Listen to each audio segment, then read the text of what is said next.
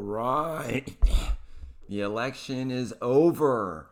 This is the Philip Koerper Show. I'm Philip Koerper. This is November 7th. This is episode 64. Well, there's good news and then there's bad news. The good news is that it looks like we picked up some seats in the Senate. That is good. And the bad news is it looks like we did lose the House. The Democrats have control over the House of Representatives again. Who will be the new Speaker of the House? Maybe Nancy Pelosi is vying for the job. That would be pretty unusual historically.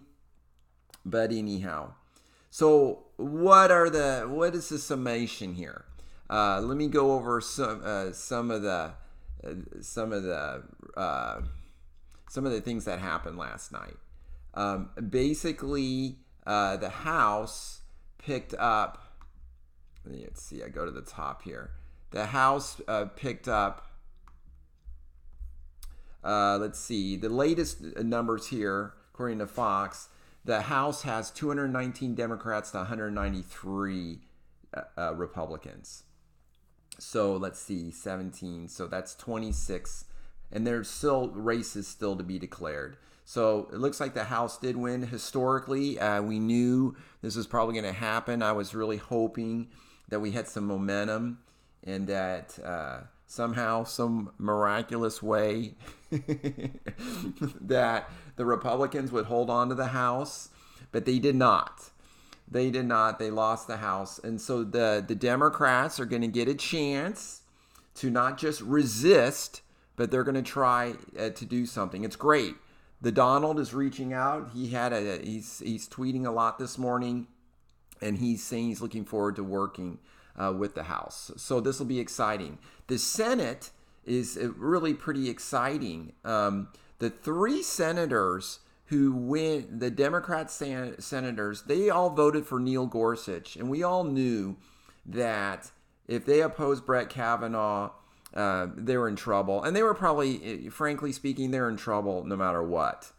Okay, they're Democrat senators up for re-election in deeply blue, deeply red states. That was Indiana, North Dakota, and North Dakota, Heidi Heitkamp, and Joe Manchin was the other. Oh, and Carol McCaskill in Missouri. And so it's pretty exciting. All three of them lost. Okay. Sitting senators. Okay. They lost. Josh Hawley's pretty exciting young guy, smart guy in Missouri. Heidi Heitkamp lost in North Dakota, and Joe Donnelly lost in Indiana. That's big. And Marsha Blackburn won the Senate. That was Bob Corker's seat, I believe, in Tennessee. So what's my overall... I'm going to go over some of the details, but my overall impressions here is that the Donald has been vindicated, really, in a lot of different ways. The left has been going 11 out of 10 that the Donald is Hitler. He's racist. He's a xenophobe. He's not presidential. Okay? He's a barbarian. I mean, they have thrown the kitchen sink at him. An incredible amount of opposition. Jimmy Carter can't even commented about the incredible the negativity that the Donald has received by the press. And so he's held his own. And it's an exciting race in Florida. It looks like Ron DeSantis will become the next governor of Florida. And that was someone that the Donald kind of handpicked. He didn't even pick the number one guy, Republican down there. I forgot his name. So the Donald got very involved in the governorship of Florida. It looks like Ron DeSantis won. And it looks like, and another amazing thing, and in Florida, that sitting Bill Nelson, or whatever his name is, the senator of Florida, he lost, Democrat senator, to Rick Scott. So pretty exciting. So, and Montana and Arizona are too close to call now. So it's leaning Republican right now. So for John Tester, sitting Democrat senator in Montana, to lose, it looks like he might lose. And in Arizona, Jeff Flake's spot, it looks like a Republican, McSally, is going to win in Arizona. So that would be 2 more Senate seats. So that would be 54 Republicans in the Senate. Whoa. Okay, so that is incredible. So what does that mean? That means, incredible power with the Senate and getting judges through. That'll be exciting. That'll be great for Mitch McConnell. And so, too bad about the House. The good news is the Democrats get a chance to govern. Let's see what they propose. #resist. I guess they could do a little bit what the Republicans did and just send bill after bill to the Senate, and it'll just get, tarred and feathered in the Senate. Won't make it.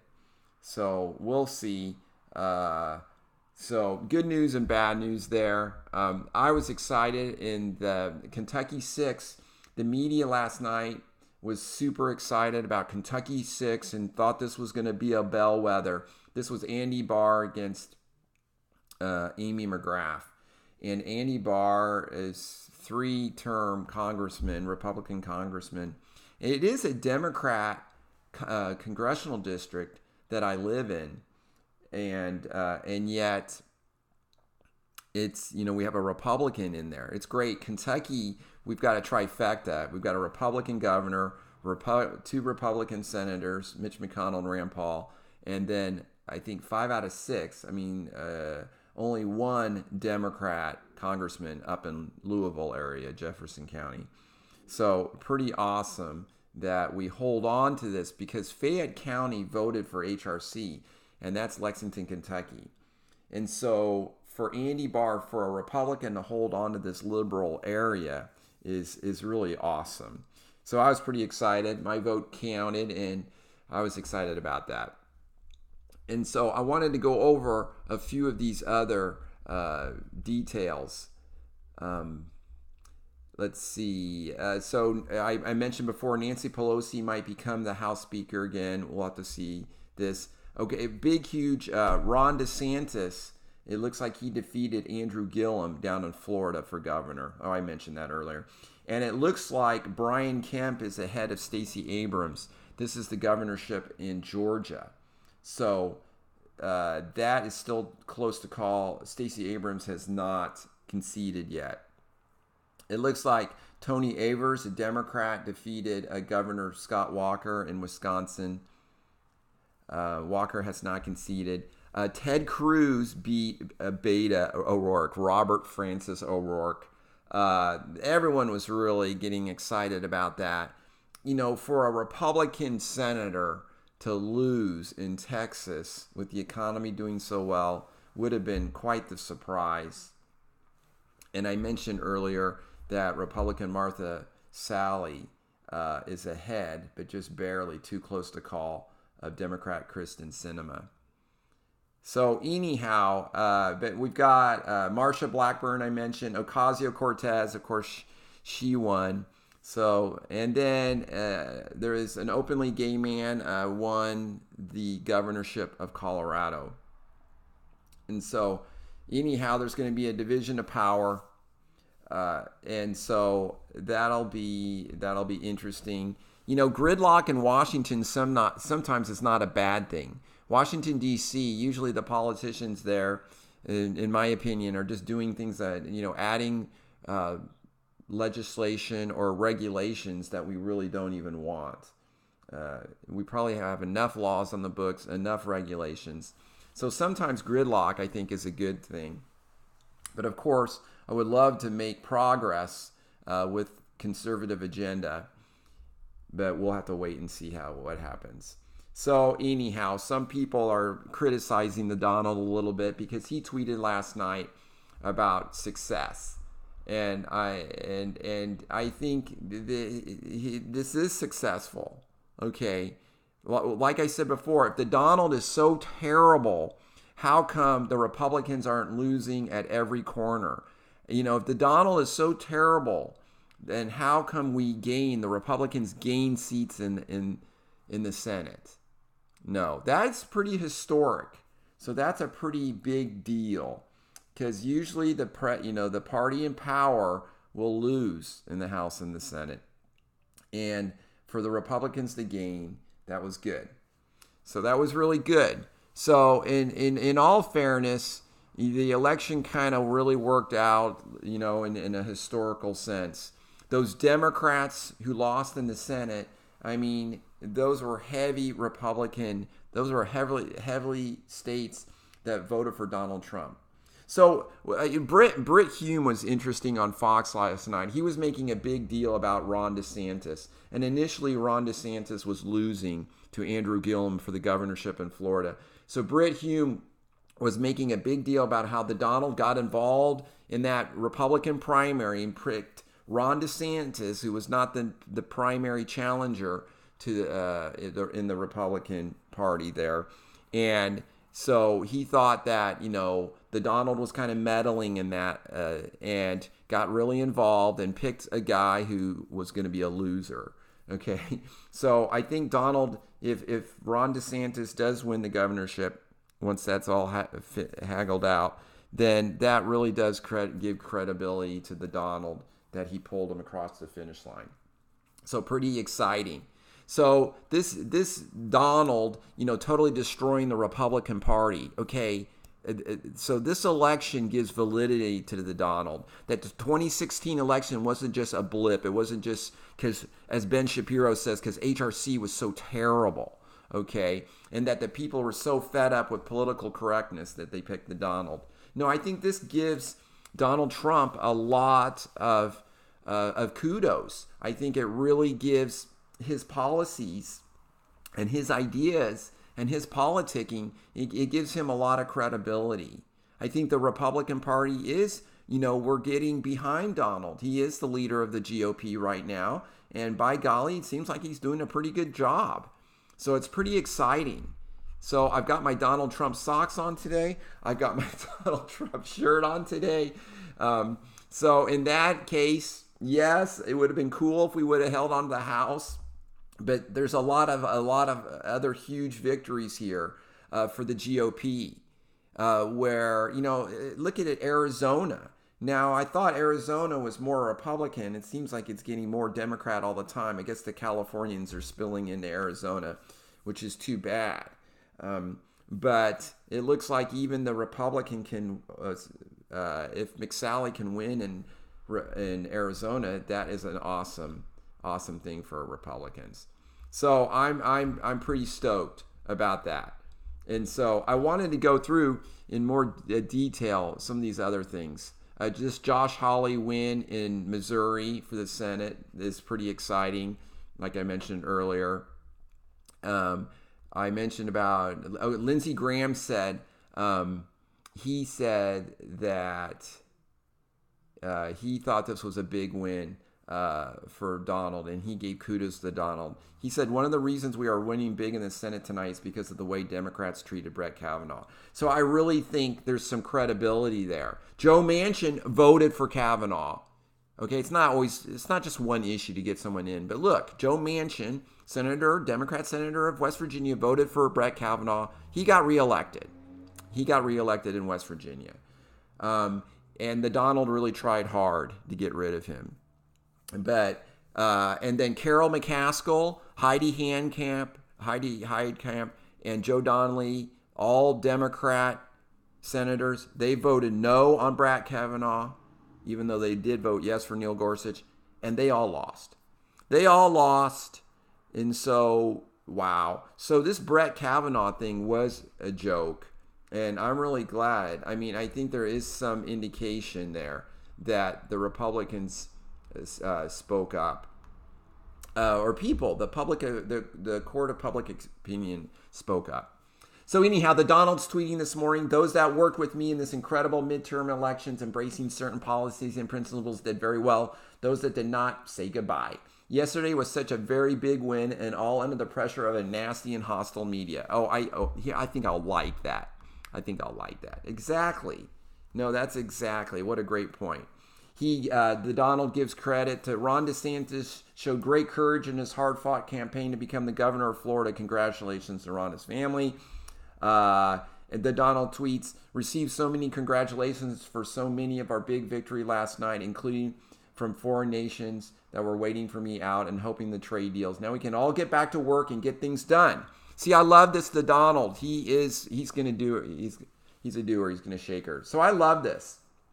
I really think this is good. I think the Donald worked really hard. He was tireless in fighting for the GOP candidates. And I give him a lot of credit. I think he's showing a really good example of being a team player in the GOP. Now, speaking of that, I was having fun watching on the Daily Wire last night. Ben Shapiro, Andrew Klavan, Michael Knowles, and Jeremy Boring were all discussing the elections. Now, I really like these guys. I love the podcast of Andrew Klavan and Michael Knowles. Michael Knowles the best. Michael Knowles is the young guy who really gets Donald Trump. And he won the bet with Ben Shapiro that Donald would get elected in 2016. Ben Shapiro just still does not. Ben Shapiro is very bright and he's really spot on so many subjects. But he's got a blind spot, in my opinion, a blind spot for Donald Trump and still doesn't understand it. And Andrew Klavan and Ben Shapiro got into it last night discussing the Judge Moore thing. And I think Andrew Klavan was just right. Andrew Klavan's thing about Judge Moore is, let's get Judge Moore across the finish line and let's censure him or something.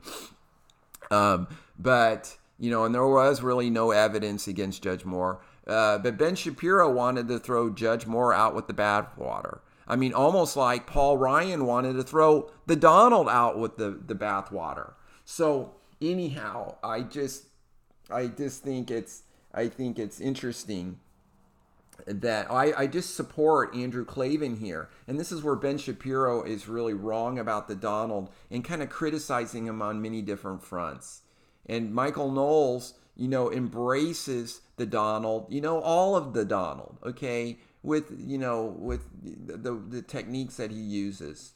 I saw some meme a few weeks ago about, the Donald might not be perfect, but he's perfect for the job right now. And I really think that's obvious that he's not perfect. None of us are perfect. I'm going to talk a little bit about that later on a different note in this podcast. And so this is really awesome. So I'm really excited. Now, some of the details of the election were kind of interesting also. California rejected. They were going to repeal their gas tax increase. So unfortunately, they rejected that. Okay, so this is going to bring in $52 billion. And they say it's going to help, fix the roads. Now, this is always such a scam what politicians do. They'll have a tax increase of something and they get it through. They'll go, oh, it's for the schools, it's for the children, or it's to repair the roads, which we all want the roads to be repaired. Okay, and then the tax increases go, and then they move the money somewhere else. To some of the leftist things. It's very frustrating, but. So the Californians, gosh, I feel so sorry for the people who live there. So this failed.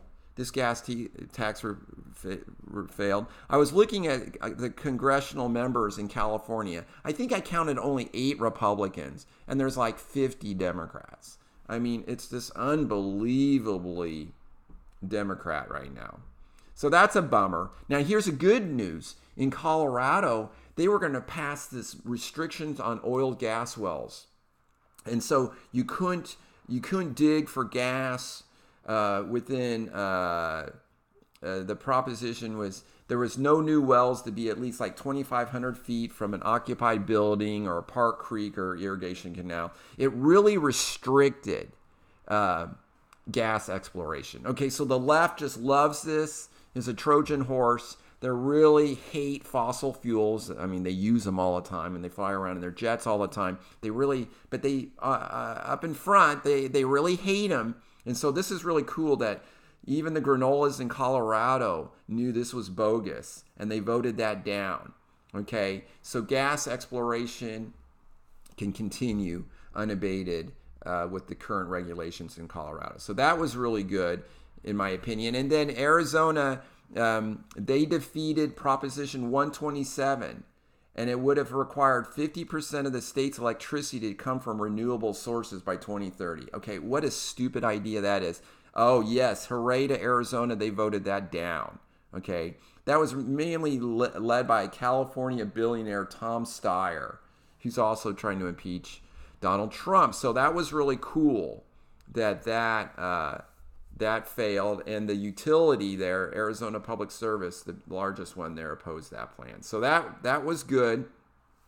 And they also blocked, they also supported a plan that blocked state lawmakers from imposing taxes on businesses' services. Okay, cool. So the Arizonans don't want new taxes on businesses. And they also passed a plan that limits the authority of the state commission to provide public funds to political candidates. That's good. And then they also passed a plan that allows the state to change the terms of a state pension deal. So that was really good. The bad news there in Arizona, I don't know the details of it, but they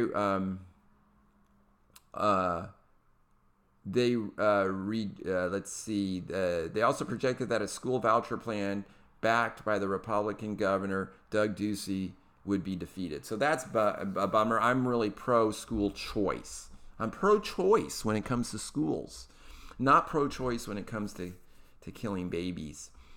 So there's some marijuana changes. It looks like this green wave continues. No surprise there. Fox was making a big deal about Utah, and they passed a measure to legalize marijuana and allow residents to receive medical marijuana cards to treat certain conditions like chronic pain, epilepsy, post-traumatic stress disorder, HIV, AIDS. You know, you guys have probably heard me before. Of course, from a moral standpoint or in my own life, I'm totally against using mind-altering substances. Life's hard enough as it is. And so this with the Church of Jesus Christ of Latter-day Saints there, which I'm a member, and there was some controversy that the church did kind of tenuously back this up. But I think that, you know, all of this illegal, all the laws with drugs and stuff has really actually, in many regards, created more problems than they solve. It's a tough issue, but I'm pretty libertarian when it comes to drug laws. So anyhow, so that's interesting on the marijuana front. And then voter ID was approved in North Carolina. And so this has been a little bit of a struggle. And, you know, Fox calls this a controversial ballot measure. Okay, so, I mean, showing a photo ID at a voting booth, I guess, is controversial. Shoot, when I vote in Kentucky, I have to show a photo ID. I mean, what is the big deal? So anyhow, this has been overturned by the Fourth Circuit Court of Appeals. That decision said the measure among the voter violations discriminated against the state's African-American residents with almost surgical precision. Currently, 34 other states have some form of voter ID requirement or request, but only 2 states require it constitutionally. Riggs believes that this Riggs guy don't know who that is, believes that the state Republicans are pushing a constitutional amendment for one reason, because they fear a future when Democrats take over and overturn anything not in the Constitution. Okay, really weird stuff. And so Florida passed rights for felons. Oh, Trump's tweeting again. He's going to be doing a news conference at 11:30 today. Exciting. Florida's voted on Clean Air Act, and they're going to allow felons to vote.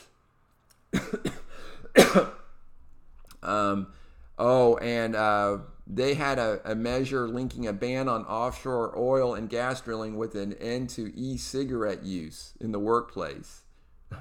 Voters in the Sunshine State decided in favor of the ballot initiative. Okay. Well, not so great about, the offshore oil Well, they can decide that. And vaping. Oh, that's pretty funny.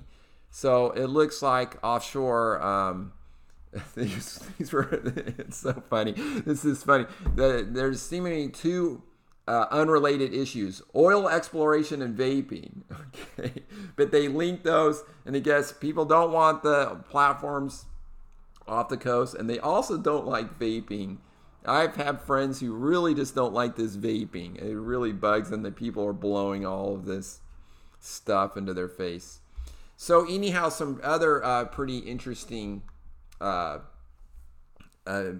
initiatives and victories for some states. I wanted to mention this Project Veritas video. And so they videotaped these people in Texas, and apparently you see one of the a lady in I forgot what they're called, the people at the ballot, those volunteers who are helping monitor the votes and tallying the votes. This person is going I think my son, he is a DACA recipient, but we do have a voter ID, but he's really not a citizen. And the lady's kind of going, oh, we got tons of them, go ahead, he can vote. So we do know, and I've had debated this with my friends, we do know that people, non-citizens, are voting in this election, but no one really seems to care, especially the Democrats. Do not really they care about this because these are obviously mostly Democrat votes. And so this is frustrating that non-citizens are voting in Texas. And we have a little bit of evidence with this video that some people are non-citizens, and the voting people there, the voting officials, are allowing them to vote or even encouraging them to vote. There was another Philadelphia video I saw this morning of a voting place, and it said vote straight Democrat there, which you're not supposed to have that there. We do know these things are happening. The scale is a little bit unsure, but it's frustrating. And Republicans, whenever we put, like in North Carolina, whenever they're trying to get voter ID laws and stuff, we just get incredible pushback from the Democrats. It's a bummer. Oh, so I've just got two other things that I want to cover. One, a friend sent me this from Miami, and this was at Burger King.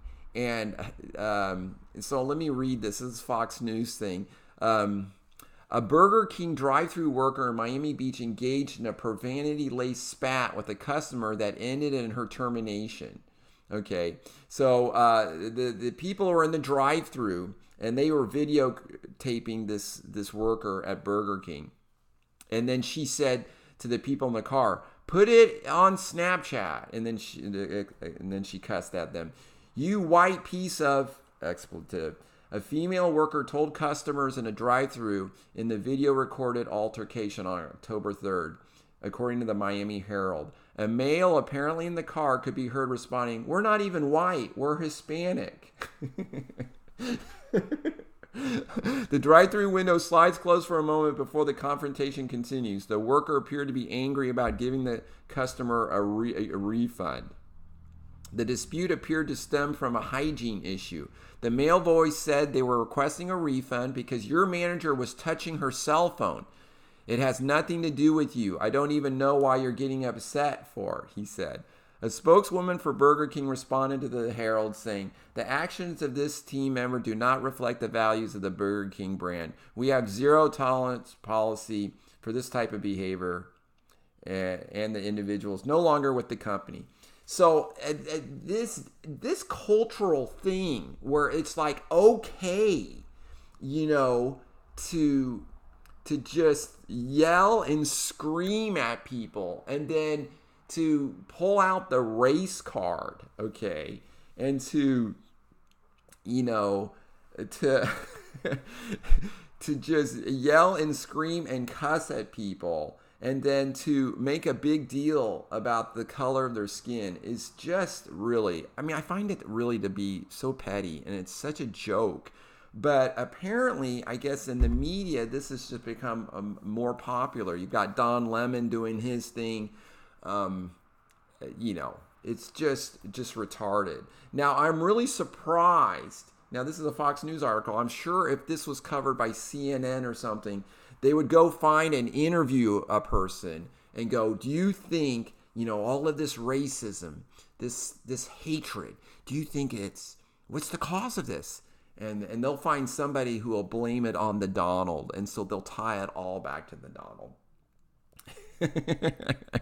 And they're going to blame Donald Trump for all of this. Boy, how are we going to keep blaming Donald for being such a Hitler, xenophobe, racist, homophobe, crazy guy? I mean, if the GOP is not totally blowing up, he is the leader of the GOP. The GOP did quite well last night.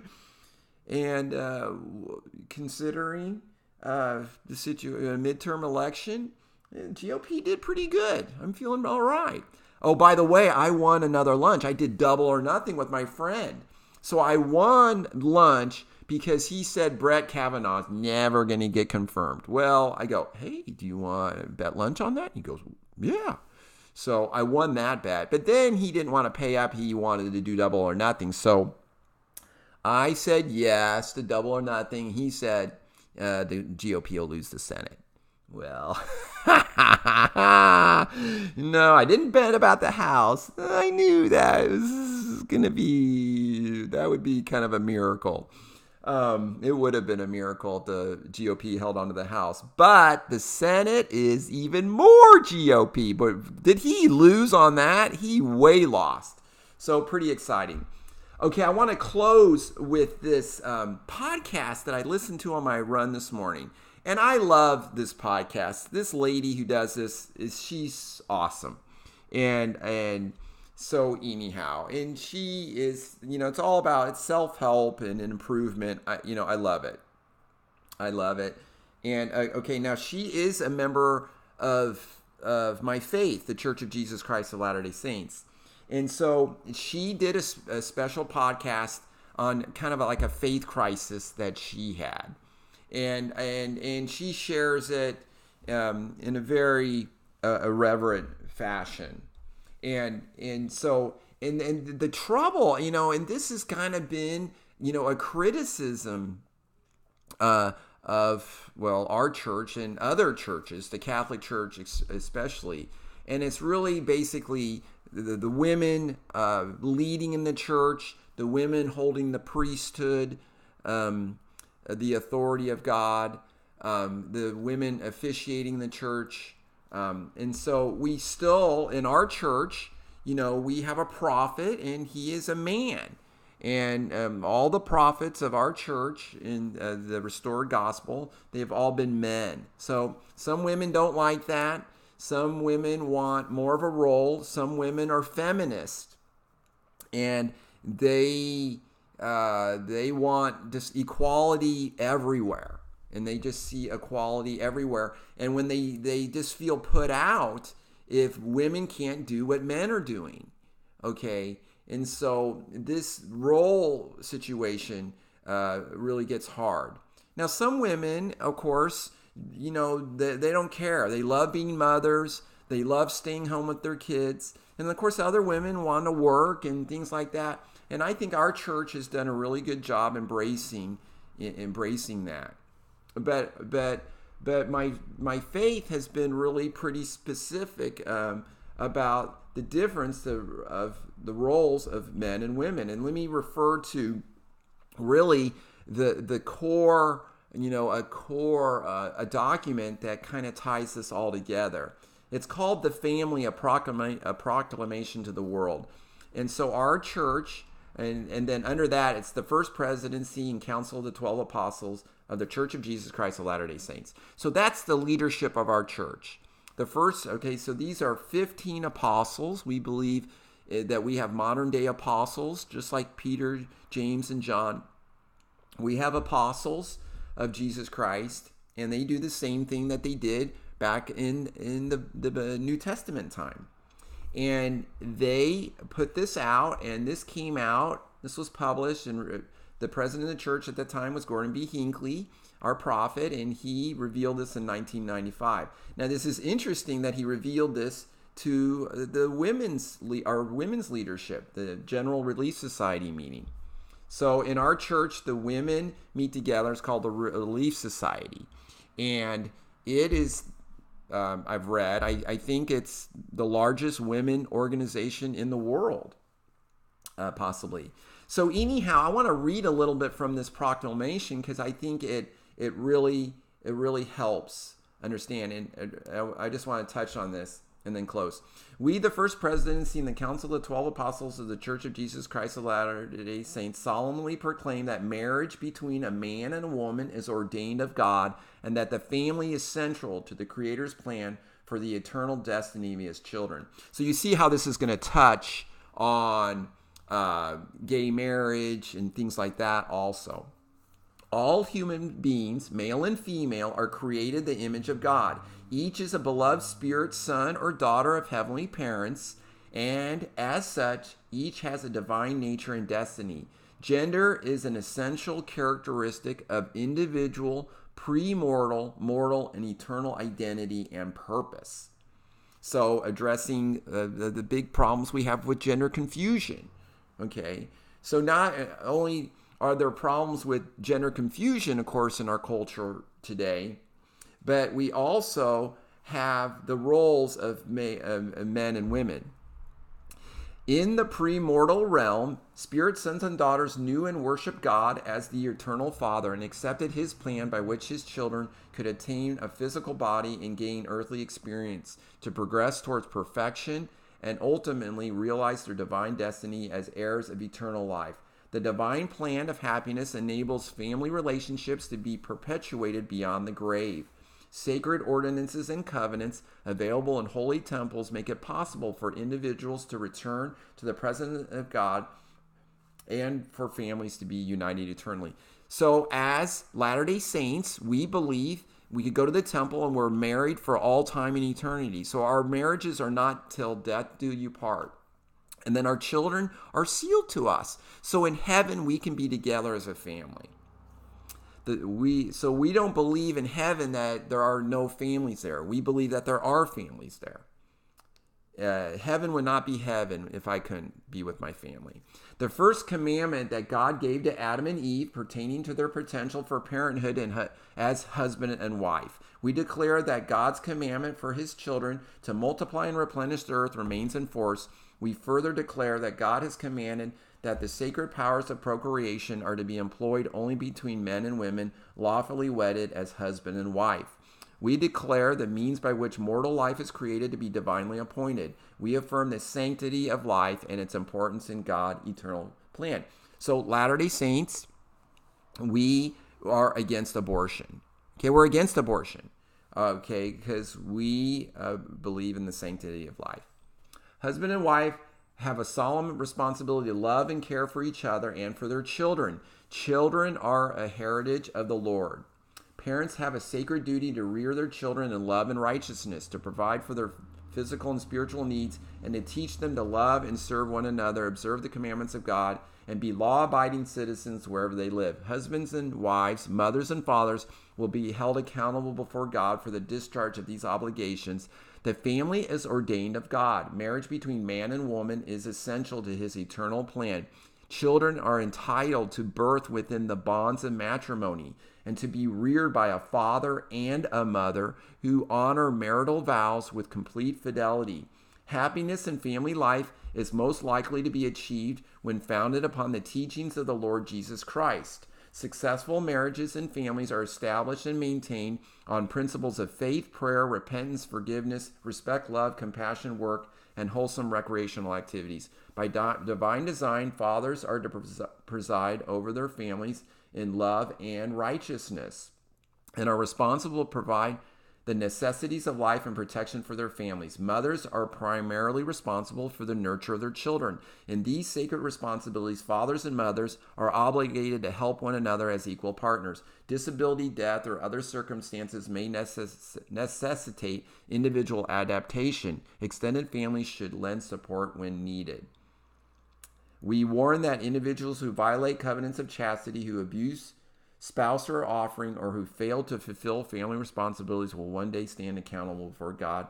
Further, we warn that the disintegration of the family will bring upon individuals, communities, and nations the calamities foretold by ancient and modern prophets. We call upon responsible citizens and officers of government everywhere to promote these measures designed to maintain and strengthen the family as the fundamental unit of society. So this is really, I totally believe this 100%. I love this. I love this document. It really sums up everything that I've read in the Bible, and then everything that I've read in the Book of Mormon and our other scriptures.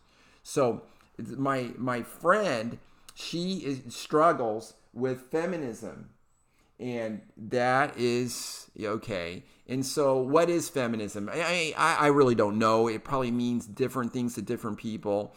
Some people means that it's women who just hate men. No, she doesn't hate men. But she has struggled with this role. Why don't women able to do priesthood things? Why aren't they able to lead in the church? And why do we pray to Heavenly Father and not Heavenly Mother? These kind of questions she's struggled, and she's had doubts and stuff.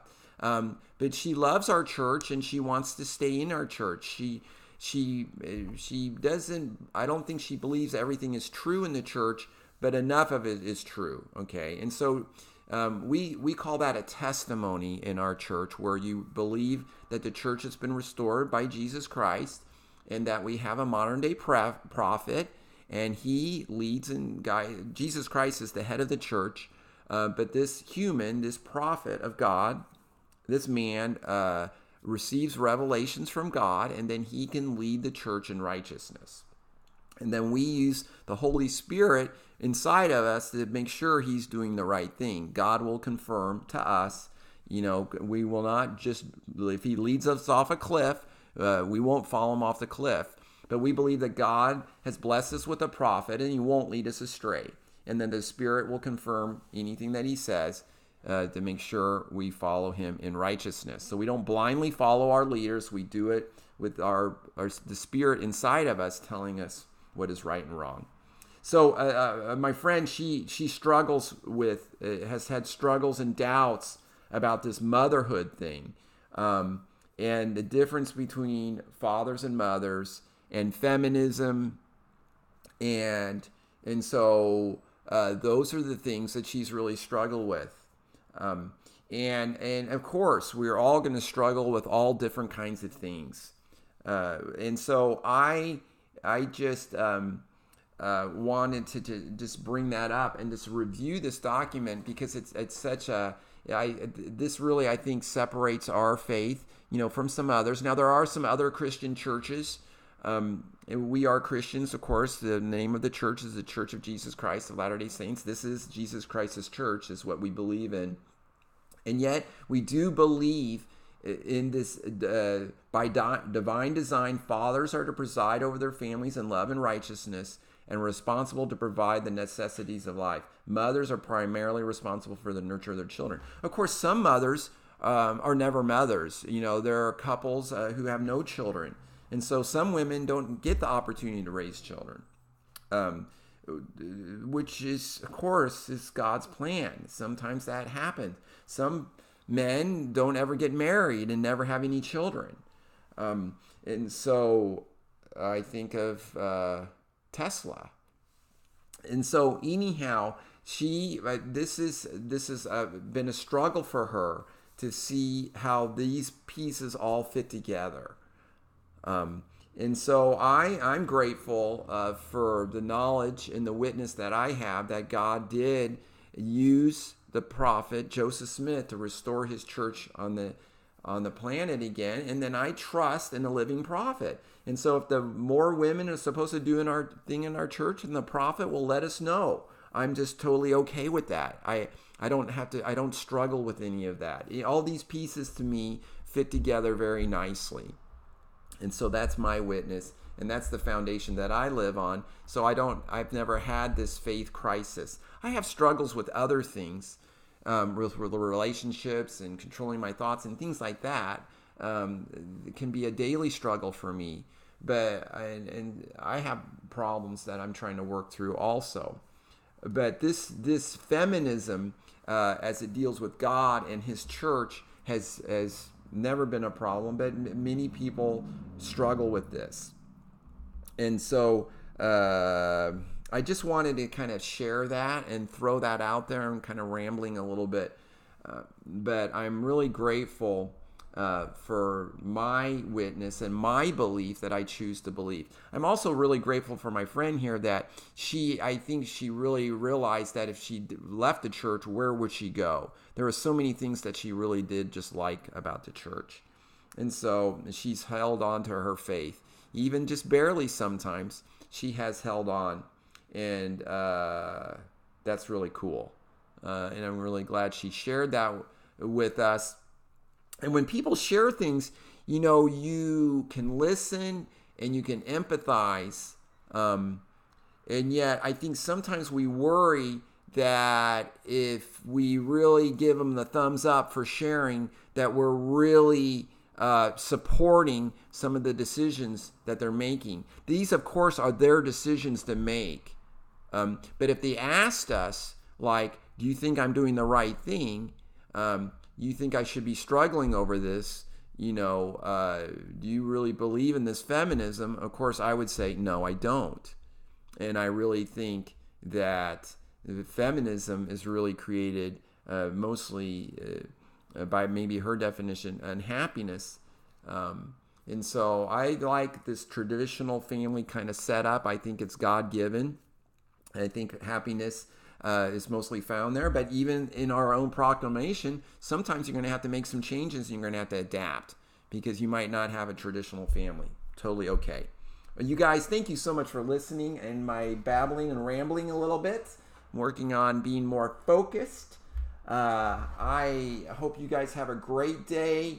So glad that we picked up some seats in the Senate. A little sad that we couldn't hold on the House. But Americans and conservatism, it's a struggle. This is a binary thing, and we're kind of fighting to hold on to conservative values.